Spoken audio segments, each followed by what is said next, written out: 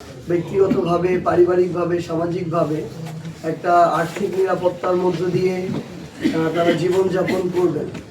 অন্যথায় আসলে খুব স্বাভাবিকভাবেই যখন একটা মানুষের আর্থিক প্রয়োজনীয়তা দেখা দেয়, তখন বিভিন্ন ব্যক্তি বলি, প্রতিষ্ঠান বলি, দল বলি, এগুলোর দ্বারস্থ অনেককে হতেই হয়। এটা মানে অনেকটা ইচ্ছাকৃত না হলেও মাঝে মাঝে অনেকটা বাধ্য হয়েও হয়। ফলে পরিপূর্ণ পেশাদারিত্ব সবসময় বজায় রাখা সম্ভব হয়ে ওঠে না।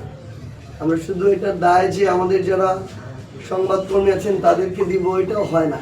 আমাদের সিস্টেমটাই ওইভাবে এখনো গড়ে উঠে নাই যে আমরা তাদেরকেও তাদের জায়গা থেকে সচ্ছল একটা জীবনযাপন করার মতো একটা সাপোর্ট দিতে পেরেছি, সেটাও এখন পর্যন্ত আসলে হয়ে ওঠে না।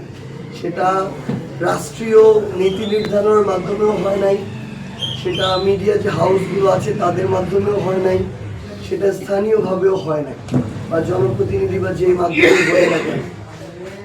তো প্রথমে আমি এই ওয়াদাটা করতে চাই আপনাদের সামনে যে আল্লাহ যদি আমাদেরকে সুযোগ দেন, তাহলে আমি অবশ্যই আমাদের পুরো বাংলাদেশের ইলেকট্রনিক এবং প্রিন্ট মিডিয়ায় যারা কাজ করে থাকেন তাদেরকে কিভাবে একটি বেতন কাঠামোতে আনা যায়, তাদের কিভাবে আর্থিক নিরাপত্তার ব্যবস্থা করা যায়, তাদের কিভাবে সামাজিক, অর্থনৈতিক, পারিবারিক সুরক্ষার মধ্যে আনা যায়, এবং এটা রাষ্ট্রীয়ভাবে কিভাবে আনা যায়, এবং অন্যান্য বেসরকারি বা তাদের যে প্রতিষ্ঠানগুলো রয়েছে তাদের সহযোগিতা এটা কিভাবে করা যায়, সেই নিয়ে ইনশাআল্লাহ আমরা সংসদে গিয়ে কথা বলবো।